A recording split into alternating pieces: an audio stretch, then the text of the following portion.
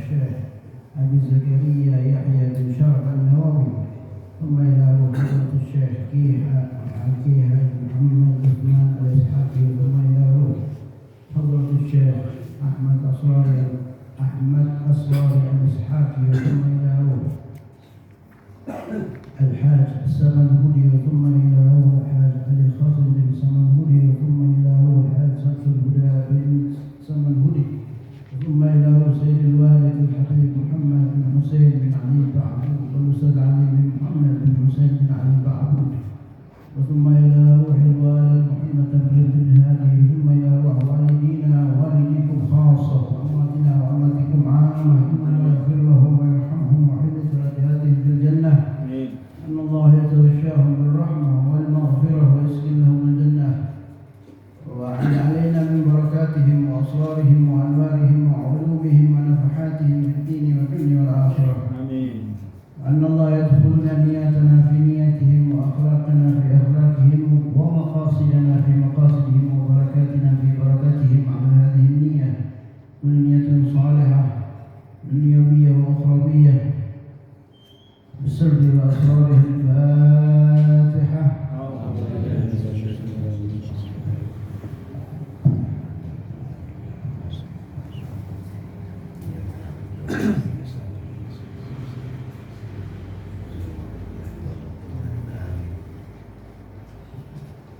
Assalamualaikum warahmatullahi wabarakatuh. Waalaikumsalam. Alhamdulillah wassalatu wassalamu ala sayyidina Rasulillah sayyidina Muhammad bin Abdullah wa ala alihi wa sahbihi wa man walah, wa la hawla wa la quwwata illa billah. Subhanaka la ilma lana illa ma 'allamtana innaka antal alimul hakim. Rabbi shrah li sadri wa yassir li amri wahlul 'uqdatam min lisani yafqahu qawli.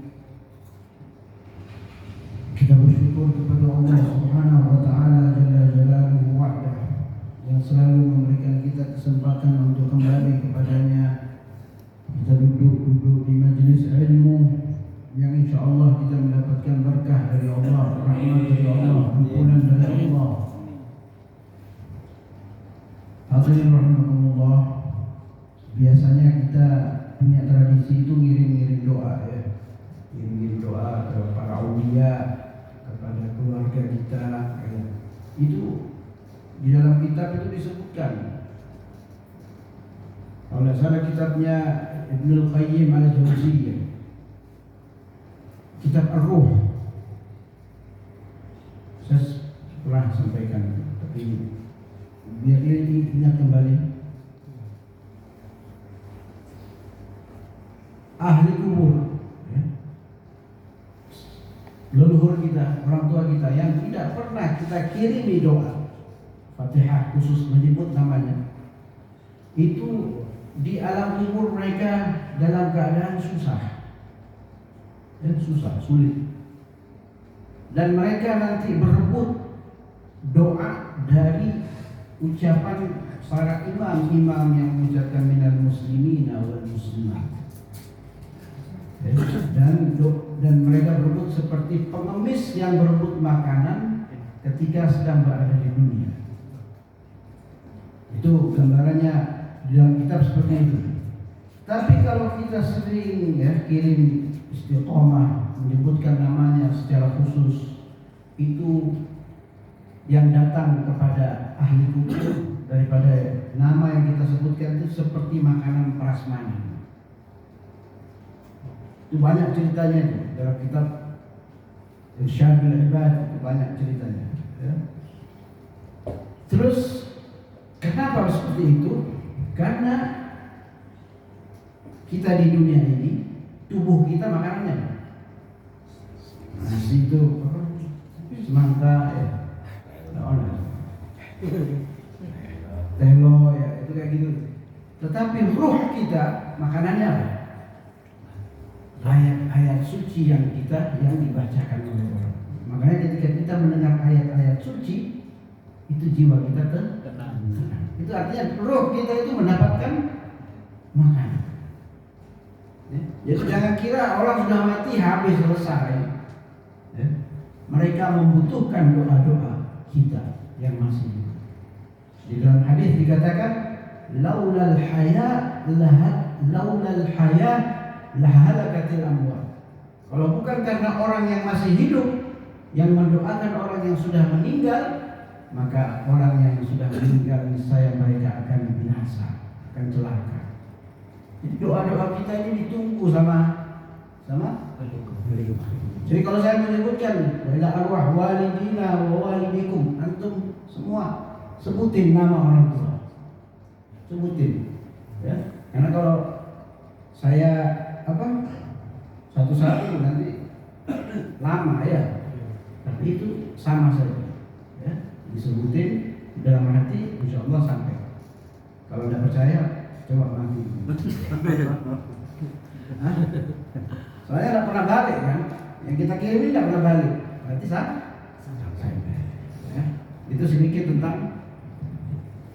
tentang doa. Ya, kalau para aulia dan lagi ini mereka berada di maqam illiyin, maqam yang tinggi bersama para nabi dan rasul ya. Yang kita bicara ini orang-orang biasa-biasa seperti kita ini. Tidak ada mau dibahas lagi. Yang lagi hot-hot, panas-panas ada. Ini ya. Ya memang harusnya begitu karena kita ini semua ini para dai ya, para dai atau yang dianggap dai atau yang sudah diakui sebagai dai. Kalau saya ini kan dai-daian. Ya. Itu kita sedang meminjam mimbarnya Nabi Muhammad SAW. Kalau mimbarnya Nabi Muhammad SAW dipakai untuk ujaran kebencian, ya, ngajak orang benci sama si kelompok ini. Ya kan kasihan. Saya itu berusaha kalau khutbah ya, ada pesan juga memang. Kalau khutbah atau mengajar atau ceramah, usahakan kamu itu sedang dilihat oleh Nabi. Sedang dilihat oleh, sehingga kita tidak gampang. Ya kalau salah manusia pasti ada salah. Ya. Cuma kita hati-hati dalam ya, di dalam fikih dakwah itu tidak boleh menyebut nama. Al-Quran saja Fir'aun itu bukan nama asli. Al-Quran Fir'aun yang sudah begitu lurhakanya kepada Allah Subhanahu wa taala, Allah tidak menyebutkan nama aslinya di Al-Quran. Ya. Ini masih sama sih babnya, yang mana bab ini kita sudah tahu semua. Cuma kan ilmu tidak bisa begitu. Ada orang menyampaikan ilmu di dalam hati ngomong, saya tidak tahu. Itu sombong. Ya. Itu tak, orang yang tidak mempunyai adab terhadap ilmu. Seperti Imam Ghazali. Dengarkan. Ya.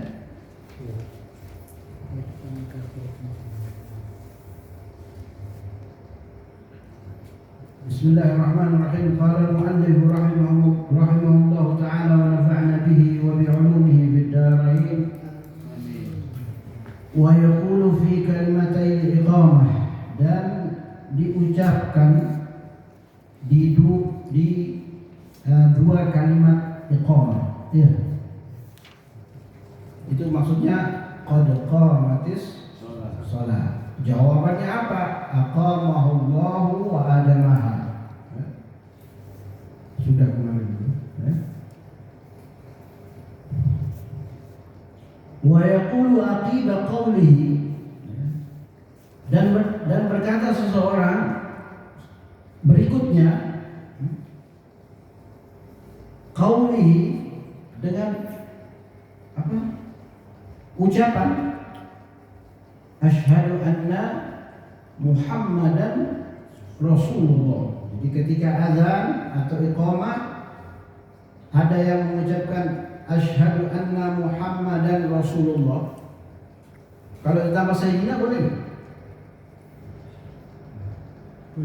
Asyhadu anna sayyidana boleh. Kalau menurut mazhab Syafi'i boleh. Boleh. Cuma kurang pas ya. Dia betul.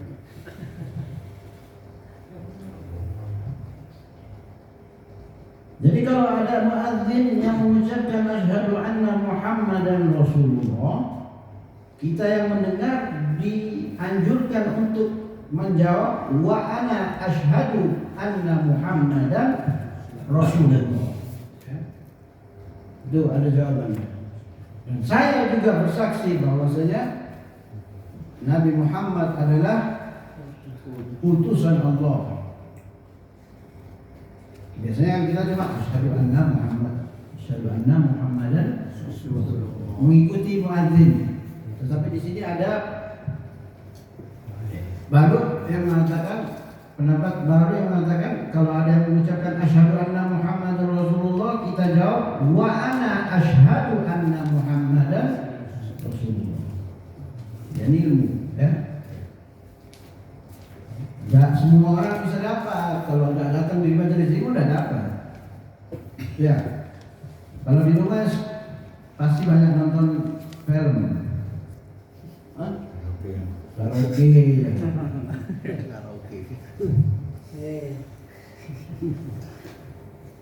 Kasihan ya orang-orang ya.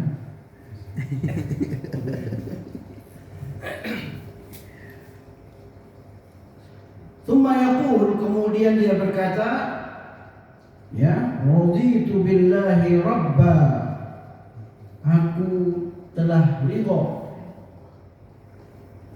Allah sebagai Tuhanku. Ini tambahan-tambahannya. Kita biasanya saja jawab azan aja malas. Ngobrol. Kalau kita lagi ngobrol sama tamu, kita tidak mau jawab azan, bisa disiasati, kita jawab setelahnya. Kita azan seperti azan sendiri, tapi jawab sendiri. Saking sunnahnya menjawab azan.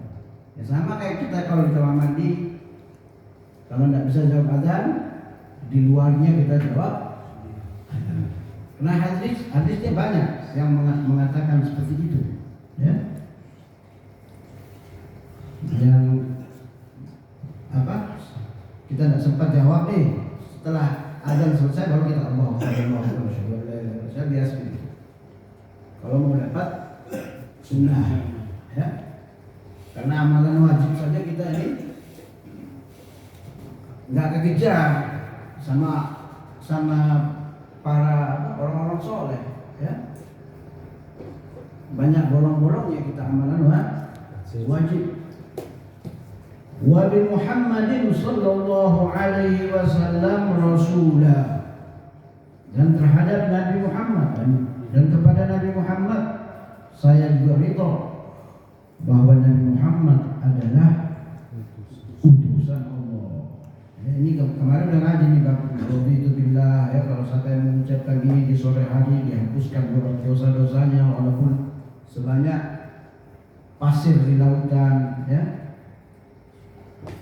Wabil Islami dinan, dan dengan agama Islam sebagai agamaku, ya.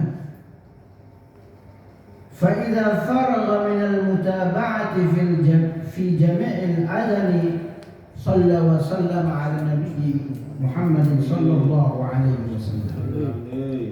Jangan juga ini kita praktekin.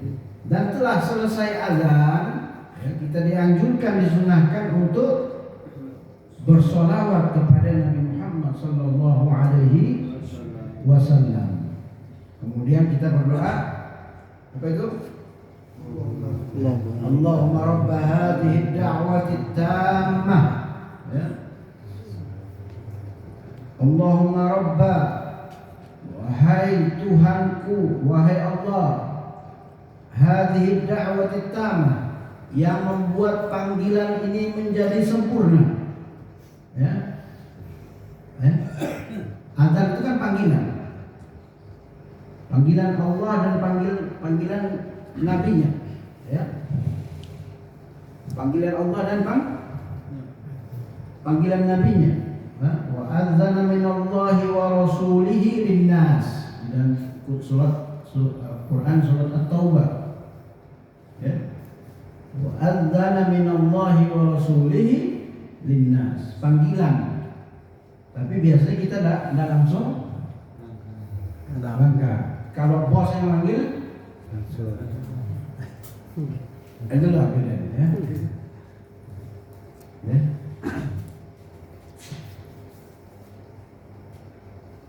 Padahal ini panggilan mulia dari Allah Subhanahu wa taala. Undangan. Kemarin sudah dibilang kalau kita undang seseorang berarti kita memuliakan orang tersebut. Disiapin apa gitu ya kan?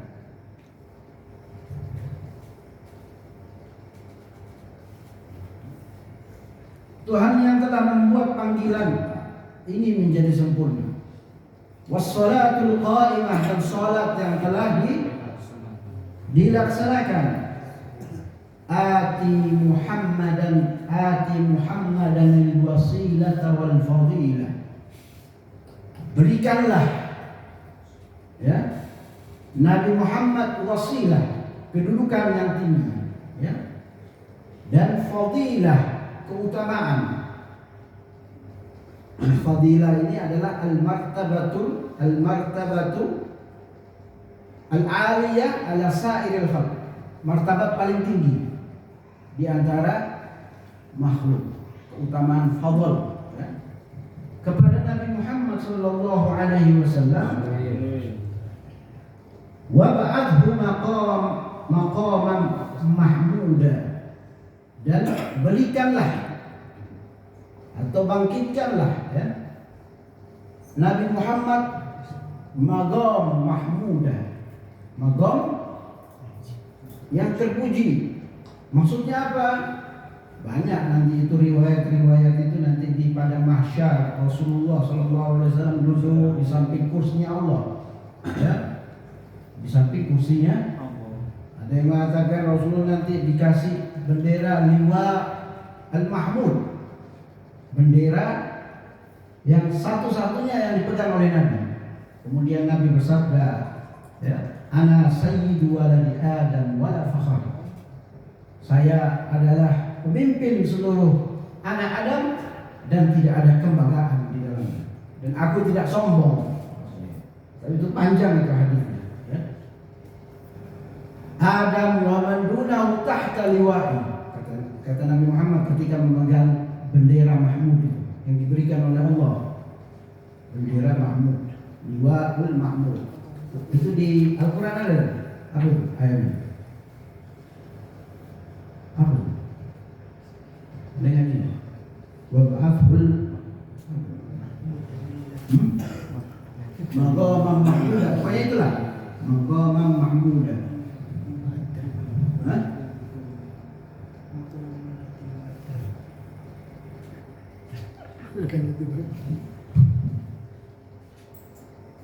Wa ba'athu maqaman mahmudan alladhi wa'adtah, yang telah dijanjikan oleh Allah ya. Kita meminta kepada Allah untuk Allah memberikan maqam mahmud, maqam yang terpuji. Thumma yad'u bima sya'a min umuril akhirati wad dunya. Kemudian setelah kita doa ini, kita doa apa saja tentang urusan dunia dan akhirat.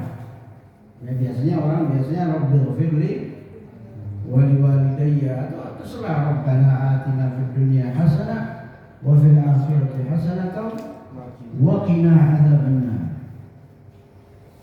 Kemudian warawaina an Abi Sa'id al-Khudri radhiyallahu anhu qala Rasulullah sallallahu alaihi wasallam, idza sami'tumun nidaa faqulu mithla ma yaqulul mu'adzan. Ini hadis ya yang diriwayatkan oleh muttafaqun alaih. Yang muttafaqun alaih itu siapa? Al-Imam Bukhari dan Imam Muslim. Sahih enggak di sini? Sahih sekali ya. Afshahul kutub ba'da al-Quran Bukhari wa Muslim ya. Terutama Imam Bukhari. Karena dia punya standar mengambil satu hadis itu sangat tinggi. Sangat tinggi sekali. Mengambil standar hadis sudah saya cerita ya. Betul. Standarnya tinggi ya. Kalau di antara kalian mendengar nida panggilan azan, faqulu mithla ma yaqulul muadzan ya. Maka katakanlah, ucapkanlah seperti apa yang diucapkan oleh muadzin. Rawahul Bukhari wa Muslim fi sahihaihima. Diriwayatkan oleh Imam Bukhari dan Imam Muslim di dalam kitab sahihnya.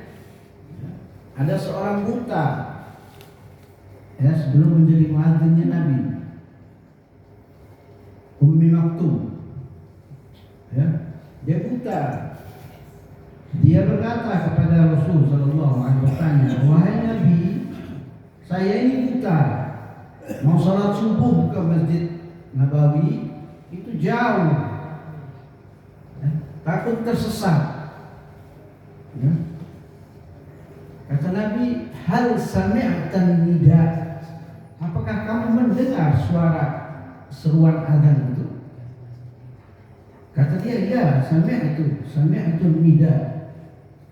Kalau begitu kamu harus datang, Mas. Harus datang, Mas. Kecuali engkau tidak dengar. Ya. Itu Abdullah bin Ummi Maktum. Ini riwayat hadis dari Abu Sa'id Al-Khudri. Siapa Abu Sa'id Al-Khudri? Sahabat Rasul sallallahu alaihi wasallam dari kaum Ansar. Ya. Kaum Ansar, siapa kaum Ansar? Orang di Madinah. Ya, orang yang tinggal di kota Madinah yang membantu muhajirin. Ya. Orang-orang Ansar itu terkenal sangat baik dan ramah, sangat membantu kaum muhajirin. Dan Abu Sa'id Al-Khudri ini salah satu sahabat yang membaiat Nabi di bawah pohon itu. Ya. Laqad radhiyallahu anhum id yubayi'unaka tahta syajarah. Allah telah ridho. Makanya kita kalau sebut sahabat, nama sahabat di belakangnya harus ada radhiyallahu anhu. Karena Allah yang bilang, Allah sungguh Allah telah ridho kepada mereka yang membaiat ya, engkau wahai Muhammad di bawah pohon itu. Salah satunya termasuk Abu Sa'id Al-Khudri radhiyallahu anhu. Orang tuanya lagi lebih hebat lagi. Namanya Abdullah bin Sinan. Itu waktu perang Uhud, waktu Nabi mengeluarkan darah dari tubuhnya, ya, darahnya Nabi dihisap oleh Abdullah bin Sinan, ya, bapaknya Abu Sa'id Al-Khudri. Jadi ini termasuk salah satu ulama juga di kalangan sahabat, ya, tentang ulama fikih rujukan. Ketika Sayyidina Husain, cucu Nabi Muhammad SAW, waktu mau berangkat ke kota Kufah, ini kejadiannya setelah Nabi wafat, setelah Sayyidina Ali juga sudah meninggal dunia. Jadi ini peristiwa politik, kita harus tahu, ya, sedikit-sedikit. Orang-orang telah berbaiat kepada Muawiyah, ya, Muawiyah bin Abi Sufyan. Ya, ini peristiwa politik umat Islam yang tercoreng, yang gelap, yang maksudnya tragedi. Jadi kalau ada yang bilang satu negara itu aman karena ada keturunan Nabi, menurut saya tidak ada hubungannya. Tidak ada hubungannya. Buktinya Sayyidina Husain dibunuh. Amerika aman aja. Tempat lain yang tidak ada hubungannya. Ya. Jangan bilang di Indonesia aman karena banyak wali. Allah yang ngasih. Dan itu tidak ada hubungannya. Ya. Allah siap. Yu'adzibu man yasha. Allah bisa menghadap siapapun yang Allah kehendaki. Ya. Jadi Allah bukan bisa didikte ya, karena ada ini jadi ini. Allah berbuat ya, yaf'alu ma yurid. Allah berbuat ya, karena Allah mau berbuat, bukan karena ini ada ini, enggak ada. Ya, enggak ada hubungannya. Terus mengecilkan negeri-negeri Arab. Itu kan mau mengecilkan negeri di sana enggak aman. Ya. Enggak boleh mengecilkan negeri Arab, tempat asalnya wahyu ini turun, risalah agama ini turun. Ya, kita harus objektif, ya. Sayyidina Husain antara ragu dan yakin ingin pergi ke kota Kufah. Ini ceritanya Karbala. Pernah dengar kan ya? Karena orang-orang sudah berbaiat kepada Muawiyah bin Abi Sufyan, orang-orang Kufah berjanji kalau Sayyidina Husain datang ke kota Kufah, maka Sayyidina Husain akan dibaiat oleh orang-orang Kufah. Ternyata orang-orang Kufah ini mempunyai sejarah yang kelam, ya, tentang pengkhianatan, bahwa mereka bukan orang-orang yang bisa berkata jujur. Buktinya Imam Ali bin Abi Thalib juga meninggal di kota Kufah. Jadi orang-orang Kufah ini cuma ngomong tok. Nanti kami begitu nyampe di sana dibunuh. Buktinya yang pertama datang Muslim bin Aqil, sepupunya Sayyidina Husain, dibunuh. Jadi ini peristiwa kelam dalam sejarah umat. Yang menasihati, salah satu sahabat pertama yang menasihati Sayyidina Husain untuk tidak pergi ke kota Kufah, salah satunya adalah Abi Sa'id Al-Khudri radhiyallahu anhu. Ya. Beliau mengatakan, wahai Aba Abdullah, julukannya Sayyidina Husain, aku ini termasuk salah satu penasehatmu. Ya. Janganlah kau pergi ke kota Kufah, karena orang-orang Kufah itu tidak bisa dipercaya. Istilahnya kalau sekarang pagi tahu, sore hantu. Seperti itu. Itu sedikit tentang orang-orang Kufah. Panjang sejarahnya. Ya. Itulah yang menjadi akar persoalan terbelahnya umat Islam. Ya. Menjadi dua golongan besar. Yang satu lebih besar sih, Ahlussunnah wal Jamaah, ya. Yang satu Syiah. Syiah juga terbagi banyak, ada Zaidiyah, ada Imamiyah, ada Ismailiyah, macam-macam. Ya. Yang besar itu yang Imamiyah, yang di Iran. Ya, itu sejarah kelam yang harus tidak bisa kita hindari. Maksudnya tidak bisa kita kata, nanti kita ceritakan sejarah itu, tragedi itu, ya. Cucunya Nabi dibunuh oleh orang Islam sendiri, bukan orang Kufah yang membunuh. Itu sangat aneh, ya. Yang menjadi panglima perang untuk membunuh Sayyidina Husain namanya Umar bin Sa'ad bin Abi Waqqas. Bayangkan. Siapa? Anaknya Sa'ad bin Abi Waqqas.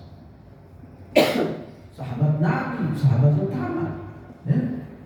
Tetapi sebelum dia bergabung dengan pasukannya Muawiyah, pasukannya Yazid, ya. Ini Umar bin Sa'ad bin Abi Waqqas adalah pembelanya Sayyidina Ali bin Abi Thalib di perang Siffin. Bisa berbelok jadi 100 itulah politik, ya. Politik kekuasaan. Yang hebat di sini siapa? Yang hebat di sini adalah Sayyidina Hasan bin Ali bin Abi Thalib.